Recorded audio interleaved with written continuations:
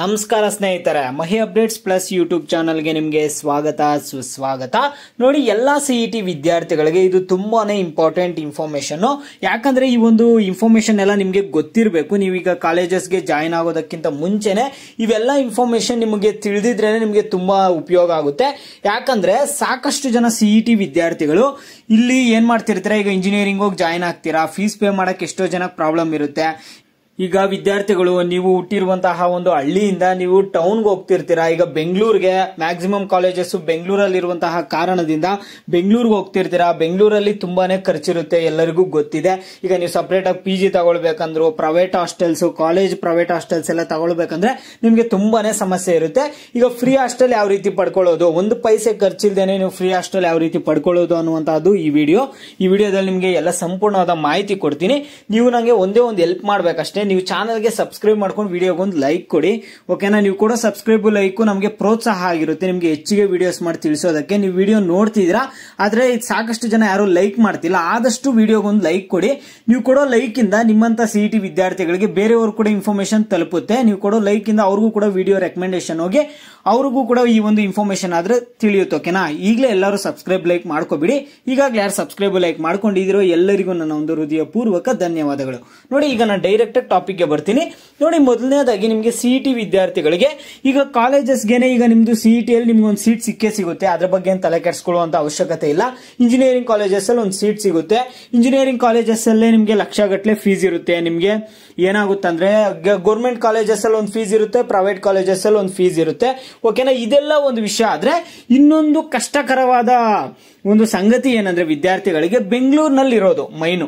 ಈಗ ಕಾಲೇಜಸ್ ಬೆಂಗಳೂರಿನಲ್ಲಿ ಇರುತ್ತೆ. ನಿಮ್ಗೆ ಬೆಂಗಳೂರಿನಲ್ಲಿ ಅಂತಾನೆ ಅಲ್ಲ, ಬೇರೆ ಸಿಟಿಯಲ್ಲಿ ಕಾಲೇಜಸ್ ಸಿಕ್ಕಿದ್ರು ಕೂಡ ಹೇಳ್ತಿದ್ದೀನಿ, ಮೈಸೂರಲ್ಲಿ ಆಗಿರ್ಬೋದು, ಮಂಗಳೂರಲ್ಲಿ ಆಗಿರ್ಬೋದು, ನಿಮ್ಗೆ ಎಲ್ಲೇ ಕಾಲೇಜಸ್ ಸಿಗ್ಲಿ, ಇಂಜಿನಿಯರಿಂಗ್ ವಿದ್ಯಾರ್ಥಿಗಳ ಅಂತಾನೆ ಎಲ್ಲ ಈ ವಿಡಿಯೋ ನೋಡ್ತಿರುವಂತಹ ಎಲ್ಲ ಒಂದು ವಿದ್ಯಾರ್ಥಿಗಳಿಗೂ ಅಪ್ಲಿಕೇಬಲ್ ಆಗುತ್ತೆ.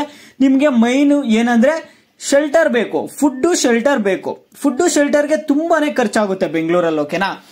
ಈಗ ಫ್ರೀ ಹಾಸ್ಟೆಲ್ಸ್ ಆದ್ರೆ ಇದಾವೆ, ಓಕೆನಾ? ಈಗ ಕರ್ನಾಟಕದಲ್ಲಿ ಫ್ರೀ ಹಾಸ್ಟೆಲ್ಸ್ ಇದಾವೆ, ವಿದ್ಯಾರ್ಥಿಗಳಿಗೆ ಹೆಲ್ಪ್ ಆಗ್ಲಿ ಅನ್ಬಿಟ್ಟು ಬೆಂಗಳೂರಿನಲ್ಲಿ ಕೂಡ ಫ್ರೀ ಹಾಸ್ಟೆಲ್ಸ್ ಇದಾವೆ. ನೀವು ಆ ಒಂದು ಫ್ರೀ ಹಾಸ್ಟೆಲ್ಸ್ ಸೌಲಭ್ಯನ ಪಡ್ಕೋಬೇಕು. ಯಾಕಂದ್ರೆ ನಿಮ್ಗೆ ಮತ್ತೆ ಲಕ್ಷಗಟ್ಟಲೆ ಫೀಸ್ ಪೇ ಮಾಡಕ್ ಆಗಲ್ಲ. ಹಾಸ್ಟೆಲ್ಸ್ಗಾಗಿರ್ಬೋದು, ಪ್ರೈವೇಟ್ ಹಾಸ್ಟೆಲ್ಸ್ಗೆ, PGಗೆ ಎಲ್ಲ ತುಂಬಾನೇ ಖರ್ಚಾಗುತ್ತೆ ವರ್ಷಕ್ಕೆ. ಈಗ ಡೈರೆಕ್ಟ್ ಆಗಿ ಮ್ಯಾಟ್ರಿಗೆ ಬಂದ್ಬಿಡ್ತೀನಿ. ನೋಡಿ, ಏನಪ್ಪಾ ಅಂದ್ರೆ ನೀವು ಸ್ಕಾಲರ್ಶಿಪ್ಗೆ ಅಪ್ಲೈ ಮಾಡ್ತೀರಲ್ಲ, SSP ಸ್ಕಾಲರ್ಶಿಪ್ಗೆ ನೀವು ಅಪ್ಲೈ ಮಾಡ್ತೀರಾ. ಅದು ನಿಮ್ಗೆ ಆಲ್ರೆಡಿ PUC ಅಲ್ಲೆಲ್ಲ ನಿಮ್ಗೆ ಗೊತ್ತಿರುತ್ತೆ SSP ಸ್ಕಾಲರ್ಶಿಪ್ ಕುರಿತು. ಇದು ಬಂದ್ಬಿಟ್ಟು SHP ಅಂತ, ಇದು shp.karnataka.government.in, ಓಕೆನಾ? ಇದು ಬಂದ್ಬಿಟ್ಟು ಸ್ಟೇಟ್ ಹಾಸ್ಟೆಲ್ ಪೋರ್ಟಲ್. ಇಲ್ಲಿ ಪ್ರೀ ಮೆಟ್ರಿಕ್ ಹಾಸ್ಟೆಲ್ ಮತ್ತೆ ಪೋಸ್ಟ್ ಮೆಟ್ರಿಕ್ ಹಾಸ್ಟೆಲ್ಸ್ ಆದ್ರೆ ಸಿಗುತ್ತೆ. ಇಲ್ಲಿ ನೀವು ಅಪ್ಲೈ ಮಾಡ್ಕೋಬಹುದು. ಇಲ್ಲಿ ಪ್ರೀ ಮೆಟ್ರಿಕ್ ಹಾಸ್ಟೆಲ್ ಏನಂದ್ರೆ 5th to 10th ವಿದ್ಯಾರ್ಥಿಗಳು ಪ್ರೀ ಮೆಟ್ರಿಕ್ ಹಾಸ್ಟೆಲ್ಸ್ಗೆ ಅಪ್ಲೈ ಮಾಡ್ತಾರೆ. ಮತ್ತೆ ಪೋಸ್ಟ್ ಮೆಟ್ರಿಕ್ ಹಾಸ್ಟೆಲ್ ಬಂದ್ಬಿಟ್ಟು 10ನೇ ಕ್ಲಾಸ್ ಮೇಲೆ, ಎಲ್ಲ ಒಂದು 10ನೇ ಕ್ಲಾಸ್ ಮೇಲೆ ಇರುವಂತಹ ವಿದ್ಯಾರ್ಥಿಗಳು, ಗ್ರಾಜುಯೇಷನ್, ಪೋಸ್ಟ್ ಗ್ರಾಜುಯೇಷನ್, 10th ಅಬೋ ಓದುವಂತಹ ಎಲ್ಲ ವಿದ್ಯಾರ್ಥಿಗಳು ಏನ್ ಮಾಡ್ತಾರೆ ಅಂದ್ರೆ ಪೋಸ್ಟ್ ಮೆಟ್ರಿಕ್ ಹಾಸ್ಟೆಲ್ಸ್ಗೆ ಅಪ್ಲೈ ಮಾಡ್ತಾರೆ. ಇಲ್ಲಿ ಬಂದ್ಬಿಟ್ಟು ನಿಮಗೆ ಡಿಪಾರ್ಟ್ಮೆಂಟ್ಸ್ ಎಷ್ಟಿರುತ್ತೆ ಅಂದ್ರೆ ಇಲ್ಲಿ ಬ್ಯಾಕ್ವರ್ಡ್ ಕ್ಲಾಸಸ್ ವೆಲ್ಫೇರ್ ಡಿಪಾರ್ಟ್ಮೆಂಟ್ ಅಂತ ಒಂದಿರುತ್ತೆ, ಡಿಪಾರ್ಟ್ಮೆಂಟ್ ಆಫ್ ಮೈನಾರಿಟಿ ವೆಲ್ಫೇರ್ ಅಂತ 2 ಇರುತ್ತೆ, ಮತ್ತೆ social welfare department 3, tribal welfare department 4, ಓಕೆನಾ? 4 ಡಿಪಾರ್ಟ್ಮೆಂಟ್ಸ್ ಆದ್ರೆ ಇರುತ್ತೆ. ಇಲ್ಲಿ ಮ್ಯಾಕ್ಸಿಮಮ್ ಈಗ ಬ್ಯಾಕ್ವರ್ಡ್ ಕ್ಲಾಸಸ್ ವೆಲ್ಫೇರ್ ಡಿಪಾರ್ಟ್ಮೆಂಟ್ ಅಲ್ಲಿ OBC ವಿದ್ಯಾರ್ಥಿಗಳ ಅಪ್ಲಿಕೇಶನ್ಸ್ ಅನ್ನ ಹಾಕಬಹುದು. ಈ ರೀತಿ ಮೈನಾರಿಟಿಯಲ್ಲಿ ಮುಸ್ಲಿಮ್ಸ್ ವಿದ್ಯಾರ್ಥಿಗಳು, ಈ ರೀತಿ ಮತ್ತೆ ಸೋಷಿಯಲ್ ವೆಲ್ಫೇರ್ ಡಿಪಾರ್ಟ್ಮೆಂಟ್ ಅಲ್ಲಿ SC ST ವಿದ್ಯಾರ್ಥಿಗಳು. ಅಂದ್ರೆ ಈ ಒಂದು ಡಿಪಾರ್ಟ್ಮೆಂಟ್ಸ್ ಹಾಸ್ಟೆಲ್ಗಳಲ್ಲಿ ನೀವು ಮಾತ್ರ, ಈಗ for example backward classes welfare department ಅಲ್ಲಿ OBC ಅವ್ರು ಮಾತ್ರ ಆಗ್ಬೇಕಂತ ಏನಿಲ್ಲ, SC ST ವಿದ್ಯಾರ್ಥಿಗಳು ಆಗ್ಬಹುದು, ಮುಸ್ಲಿಮ್ಸ್ ಆಗ್ಬಹುದು. ಆದ್ರೆ ಅದರಲ್ಲಿ ಕ್ಯಾಟಗಿರಿ ಮೈನು ಒಂದು 80 to 85% ವಿದ್ಯಾರ್ಥಿಗಳನ್ನ ಬ್ಯಾಕ್ವರ್ಡ್ ಕ್ಲಾಸಸ್ ವೆಲ್ಫೇರ್ ಡಿಪಾರ್ಟ್ಮೆಂಟ್ ಅಲ್ಲಿ OBC ವಿದ್ಯಾರ್ಥಿಗಳನ್ನೇ ತೆಗೆದುಕೊಳ್ತಾರೆ, ಓಕೆನಾ? ಇನ್ನ ಉಳಿದಿರುವಂತಹ ಒಂದು 15% ಅಲ್ಲಿ ಏನ್ ಮಾಡ್ತಾರೆ ಅಂದ್ರೆ ಬೇರೆ ವಿದ್ಯಾರ್ಥಿಗಳು, ಬೇರೆ ಕ್ಯಾಟಗಿರಿ ವಿದ್ಯಾರ್ಥಿಗಳನ್ನ ತಗೊಳ್ತಾರೆ. ಅದೇ ರೀತಿ ಇವಾಗ ಮೈನಾರಿಟಿ ವೆಲ್ಫೇರ್ ಬಂದ್ರೆ ಅಲ್ಲೇನಾಗುತ್ತೆ ಅಂದ್ರೆ ಮ್ಯಾಕ್ಸಿಮಮ್ ಮುಸ್ಲಿಮ್ಸ್ ವಿದ್ಯಾರ್ಥಿಗಳನ್ನ ತಗೊಂತಾರೆ. ಇನ್ನ ಉಳಿದಿರುವಂತಹ ಒಂದು 15% ಅಲ್ಲಿ ಬೇರೆ ಬೇರೆ ಕ್ಯಾಟಗಿರಿ ವಿದ್ಯಾರ್ಥಿಗಳನ್ನ ತೆಗೆದುಕೊಳ್ತಾರೆ, ಓಕೆನಾ? ಇದ್ರ ಬಗ್ಗೆ ಎಲ್ಲ ಈಗೇನ್ ತಲೆ ಕೆಡಿಸ್ಕೋಬೇಡಿ. ಈಗ ಈ ಒಂದು ಇನ್ಫಾರ್ಮೇಶನ್ ಗುಡ್ ಟು ನೋ, ನಿಮ್ಗೆ ಈ ಒಂದು ಇನ್ಫಾರ್ಮೇಶನ್ ಗೊತ್ತಿರಬೇಕು ಫ್ರೀ ಹಾಸ್ಟೆಲ್ ಪಡ್ಕೊಳ್ಳೋದು. ನೋಡಿ, ಇಲ್ಲಿ ಅಪ್ಲಿಕೇಶನ್ಸ್ ಪೋಸ್ಟ್ ಮೆಟ್ರಿಕ್ ಸೈಡ್ ನೋಡೋದಾದ್ರೆ ಎಲ್ಲ ಕ್ಲೋಸ್ಡ್ ಇದಾವೆ, ಕ್ಲೋಸ್ಡ್ ಕ್ಲೋಸ್ಡ್. ಇನ್ನು ಯಾವ ಓಪನ್ ಆಗಿಲ್ಲ, ನಿಮಗೆ ಓಪನ್ ಆಗುತ್ತೆ. ನಿಮ್ಮ ಒಂದು ಆಪ್ಷನ್ ಎಂಟ್ರಿ ಎಲ್ಲ ಮುಗಿದ್ಮೇಲೆ ಓಪನ್ ಆಗುತ್ತೆ. ಆದಷ್ಟು ಎಲ್ಲರೂ ಅಪ್ಲಿಕೇಶನ್ ಹಾಕಿ. ನಿಮ್ಗೆ ಹಾಸ್ಟೆಲ್ ಸಿಗುತ್ತೋ ಸಿಗಲ್ವೋ ಆದಷ್ಟು ಅಪ್ಲಿಕೇಶನ್ಸ್ ಅನ್ನ ಹಾಕಿ. ಯಾಕಂದ್ರೆ ಫ್ರೀ ಹಾಸ್ಟೆಲ್, ನೀವು ₹1 ಕಟ್ಟುವ ಅವಶ್ಯಕತೆ ಇರಲ್ಲ. ನಿಮ್ಗೆ 4 ವರ್ಷ ನೀವು ಫ್ರೀ ಆಗಿರ್ಬೋದು. ಫ್ರೀ ಶೆಲ್ಟರ್, ಫ್ರೀ ಫುಡ್ ಆದ್ರೆ ಸಿಗುತ್ತೆ ನಿಮ್ಗೆ. 4 ವರ್ಷನೂ ನಿಮ್ಗೆ ₹1 ಪೇ ಮಾಡೋ ಅವಶ್ಯಕತೆ ಆದ್ರೆ ಇರಲ್ಲ. ಓಕೆನಾ?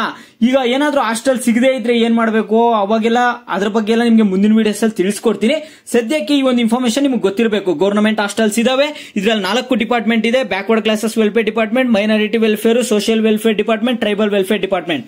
ಈ ಒಂದು 4 ಡಿಪಾರ್ಟ್ಮೆಂಟ್ಗಳಲ್ಲೂ ನೀವು ಒಂದು ಅರ್ಜಿಯನ್ನ ಹಾಕ್ಬೋದು.